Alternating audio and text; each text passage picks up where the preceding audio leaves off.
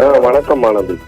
திண்டுக்கல் மாவட்டம் பழனி தண்டபாணி சுவாமிகள் மடத்திற்கு சொந்தமான சுமார் 100 கோடி மதிப்புள்ள நிலத்தை மோசடி செய்த விவகாரம் தொடர்பாக திண்டுக்கல் சிபிசிஐடி அலுவலகத்தில் பழனி அறநிலையத்துறை அதிகாரிகள் 5க்கும் மேற்பட்டோர் சிபிசிஐடி மாவட்ட காவல் கண்காணிப்பாளர் சாஜிதா தற்போது தீவிர விசாரணையில் ஈடுபட்டு வருகிறார்.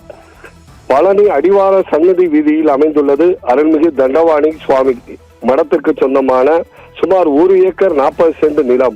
இதன் மதிப்பு தற்போதைய மதிப்பு 100 கோடி ரூபாய்க்கு மேல் என கூறப்படுகிறது.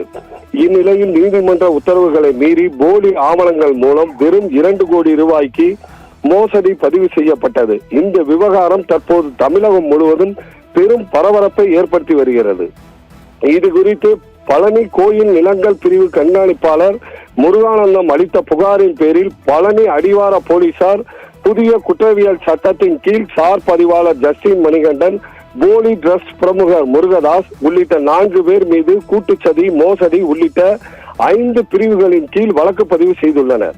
இவ்வழக்கின் தீவிரத்தன்மை பல கோடி ரூபாய் மதிப்புள்ள சொத்து சம்பந்தப்பட்டிருப்பது மற்றும் அரசு அதிகாரி ஒருவரே இந்த மோசடிக்கு துணை நின்றது குறித்து திண்டுக்கல் மாவட்ட கண்காணிப்பாளர் மற்றும் தென்மண்டல ஐஜி ஆகியோர் விரிவான ஆய்வு மேற்கொண்டனர். இந்த நில மோசடியில் பல முக்கிய பிரமுகர்களும் உயர்மட்ட அரசியல் நிர்பந்தங்களும் தொடர்ந்து இருக்கலாம் என்பதால் வழக்கினை சிபிசிஐடிக்கு மாற்றம் கோரி அரசுக்கு பரிந்துரை கடிதம் அனுப்பப்பட்டது.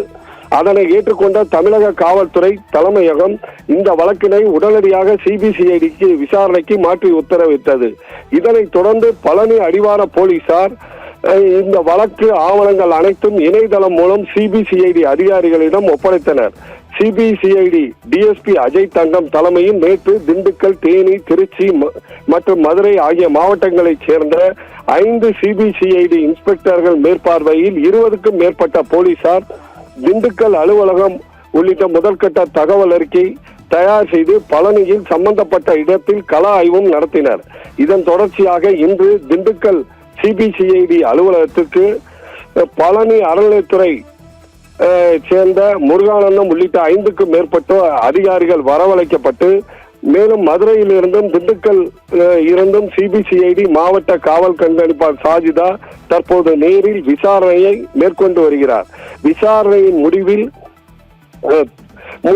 முக்கிய தொடர்புடைய பல முக்கிய புள்ளிகள் சிக்குவார்கள், அதேபோல் அவர்கள் பெயரும் வெளியாகும் என தகவல் தெரிவிக்கின்றன. தற்போது வரை விசாரணையானது தொடர்ந்து நடைபெற்று வருகிறது. ஆனந்தி.